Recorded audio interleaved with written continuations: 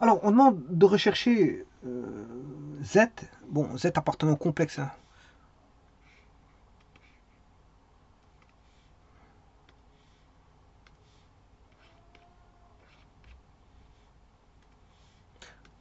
Les nombres complexes Z. Alors ça, on peut tomber sur des réels, hein, bon, parce que Z inclut R.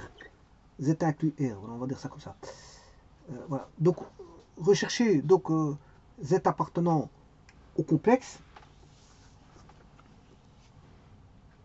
tel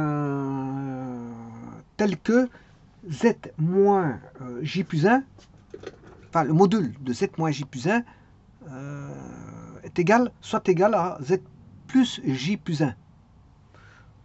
Voilà, bon. Alors, on a une première solution géométrique à ça, hein. Elle est perceptible, je veux dire, en regardant cette équation.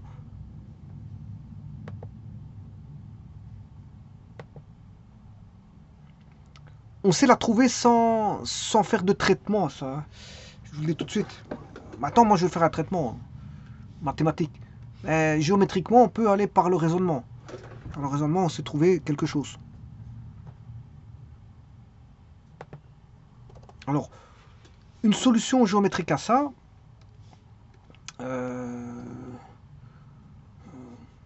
dirais que c'est une solution géométrique qui ne va pas induire du calcul. Voilà, c'est juste par une interprétation. Bien sûr, c'est une solution géométrique dans le plan de Gauss.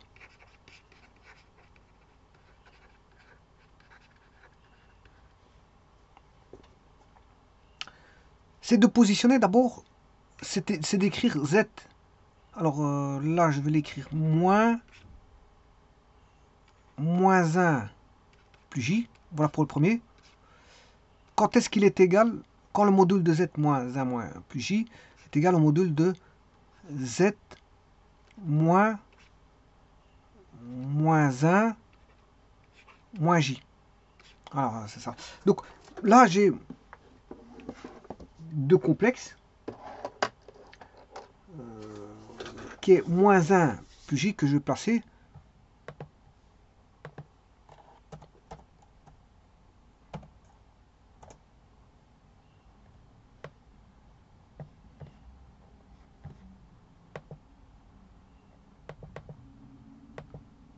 Voilà le premier complexe, moins 1 plus J. Et le second, moins 1 moins J.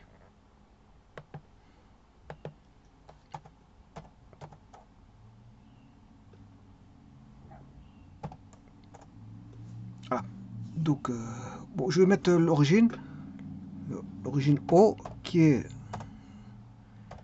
0,0. Je vais mettre le vecteur O virgule Z indice 1.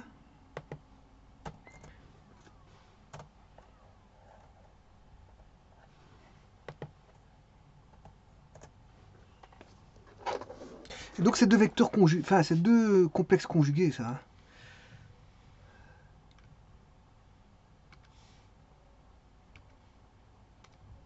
Voilà, c'est deux vecteurs conjugués. Alors, on a un cercle. Voilà, que le rayon il fait racine 2. Alors c'est normal parce que moins 1 au carré plus moins 1 au carré, ça fait 1 au carré, ça fait 1 plus 1, ça fait 2, ça fait racine 2. Et l'autre c'est moins 1 au carré plus 1 au carré. Plus 1 au carré, ça fait toujours 1 plus 1, ça fait 2. Et on a racine 2. Donc le module de ce vecteur il fait racine 2. Alors, je dois rechercher maintenant la solution géométrique.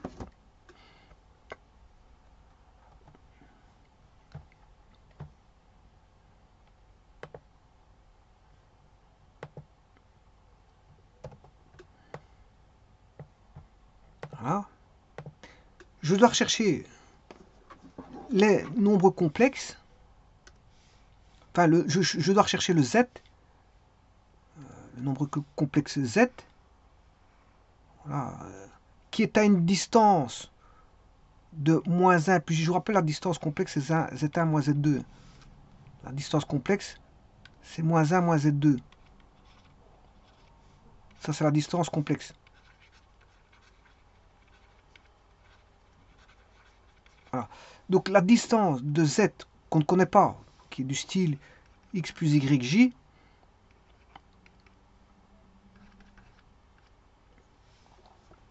eh bien, il est distant de moins 1 plus j. Il faut trouver là tous les complexes, parce qu'il n'y en a pas qu'un seul. Hein. Voilà, c'est tous les complexes, tous les z, qui vérifient que la distance de z2 à z1 soit égale à la distance de z1 à z3. Donc la distance de z1 à z... Alors le z1, c'est z. Hein. Dans ce cas-ci, ici, c'est z. Voilà. Alors, je prendrai par exemple z2, c'est celui-ci, et z3, c'est celui-là. Donc la distance de z2 à z doit être égale à la distance de z à z3. Donc ça veut dire, si la distance de z à z2 est égale à la distance de z à z3, ça veut dire qu'on a une équidistance. On a le nombre complexe, z est à équidistance entre z2 et z3. Donc, z est à équidistance de moins 1 plus j et de moins 1 moins j. Donc ça veut dire que z, donc s'il est à égale distance, où est le lieu des points à égale distance de 2 points? Il suffit de tracer la médiatrice. Hein. Donc si j'ai 2 points A, B, bon les points A et B ici étant moins 1, 1 et moins 1, moins 1, si je mets des points. Bon, je trace, voilà, la droite AB. Alors, donc ça c'est le point A et le point B. Je trace la médiatrice du segment AB, c'est la droite perpendiculaire, segment AB. Et là, vous allez bien sûr, ici, il est perpendiculaire, et il passe par le milieu. Hein. Voilà, c'est la médiatrice. Bon, ce qui veut dire que la distance, si z est là, on est à égale distance de là à là. Bon, si z est ici, il est à égale distance de là à là. Là, j'aurai z2. Et ainsi de suite. Donc, tous les points de la droite D sont susceptibles de fournir un complexe qui est équidistance de ZI. Bon, je peux le faire de l'autre côté aussi. Hein, bon, de ZI qui se trouve sur la droite. Donc l'équidistance entre ZIA et ZIB. Donc en fait, quelque part, c'est la médiatrice du segment ici AB. Bon, le AB, ça représente deux complexes. Donc c'est la médiatrice des deux complexes. Hein. C'est la maîtrise des deux complexes. Et alors, bon, on peut se dire que cette médiatrice, c'est les réels. Donc c'est tous les nombres réels. Hein. Voilà, si je dessine une droite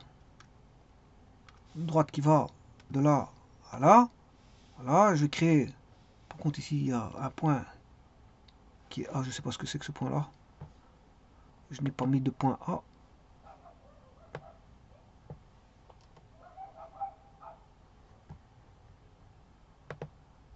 effacer, je n'ai pas besoin du C, je ne sais pas ce que c'est, ni du B, ni du point A qui est ici. Voilà. Alors je vais chercher la médiatrice. Médiatrice de la... Enfin, il faut un segment. Segment Z1, Z2. Point A, je ne sais pas pourquoi il vient se coller à chaque fois. Voilà. Et là, je vais chercher la médiatrice. Voilà, qui est là. Donc, la solution, c'est tous les réels qui sont ici.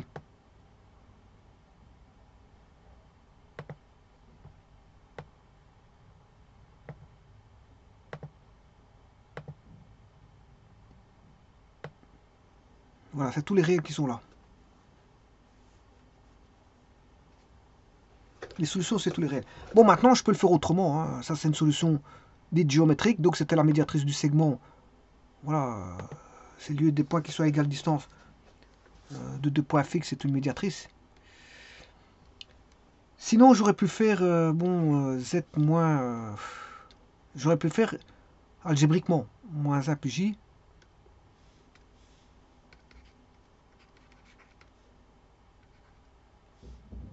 Il faut que je recopie. Je recopie directement ceci.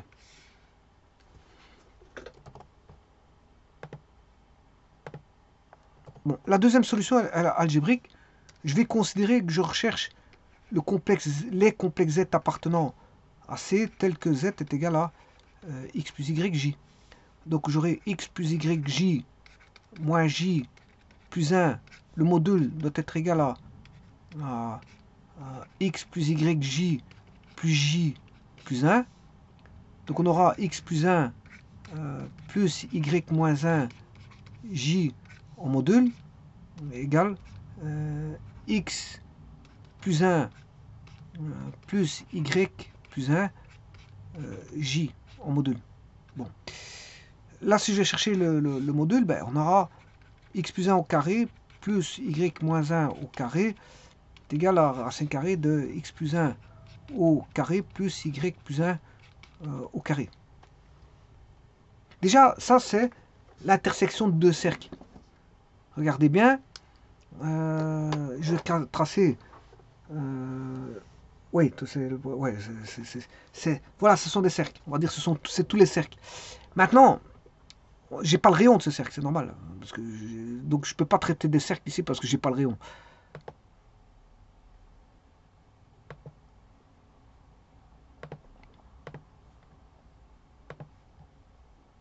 Mais on pourrait le percevoir, hein, mais bon, je vais le faire mathématiquement. Avec la preuve mathématique, plutôt que de percevoir, je veux dire, empiriquement. Alors ici, pour résoudre cette équation rationnelle, je vais multiplier par le carré, donc on aura dans chaque membre y moins 1 au carré est égal à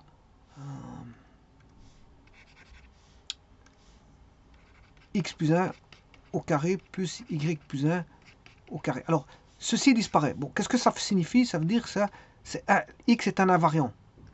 X est un invariant. Il ne dépend pas de x. Donc, quel que soit le x, tout dépendra du y. Bon, alors, je vais traiter le y. Y moins 1 au carré moins y plus 1 au carré égale 0. C'est-à-dire qu'on aura y carré moins 2y plus 1 moins y carré moins 2y moins 1 égale 0. Ben, déjà, il n'y a plus d'y carré. Et donc, on aura moins 4y égale 0. Puisque ces-ci vont tomber. Plus 1 moins 1. Non, je m'excuse, ça ne tombe pas. C'est plutôt ces deux-ci qui vont tomber. Plus 1 moins 1. Donc, moins 4y égale 0 signifie y égale 0. Alors, y égale 0, quel que soit x. Hein. Et ça, c'est la droite. Voilà, c'est la droite qui passe par y égale 0. Donc, c'est cette droite-là. Quel que soit le x, c'est y. Donc, c'est y égale constante, si vous voulez. Et y est la constante ici, c'est 0. Donc, c'est la droite y égale 0.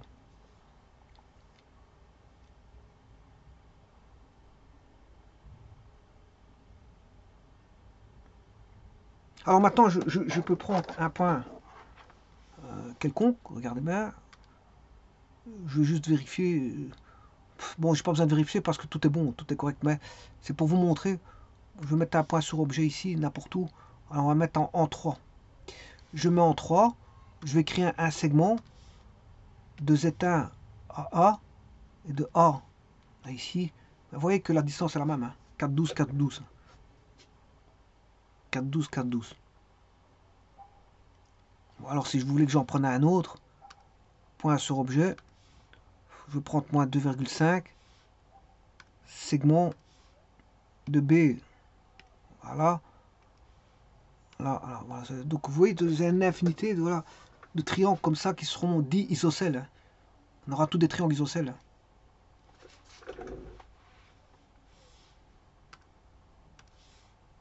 Donc ce côté-là, c'est de côtés égaux. Ce côté-là et ce côté-là, c'est deux côtés égaux. Voilà. Alors maintenant, je pourrais mettre à profit le point A pour voir tous ces points, tous ces complexes-là. Ça, c'est tous les complexes qui vérifient bon, sur un intervalle donné, parce que c'est vrai que...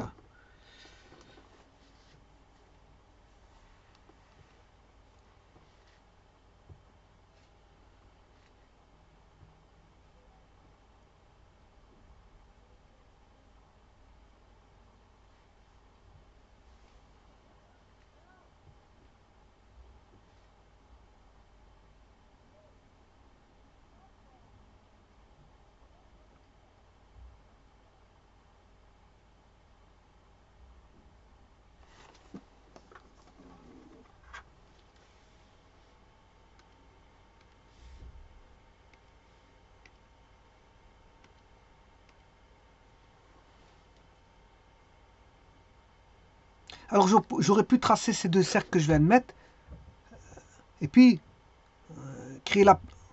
Voilà. Il n'y a pas besoin de faire ça, j'ai la médiatrice, c'est bon. J'ai pas besoin de faire autre chose. Bon, les deux cercles-là, c'est... Voilà, et ces deux cercles-là, ben, ils vous donnent aussi la médiatrice. Hein. C'est normal parce que pour construire une médiatrice, ça se fait aussi avec des cercles. C'est un petit peu ce que j'ai fait. Où les intersections des deux cercles forment voilà, deux points de passage de la droite qui forment la médiatrice. Donc j'ai pas besoin de faire ça.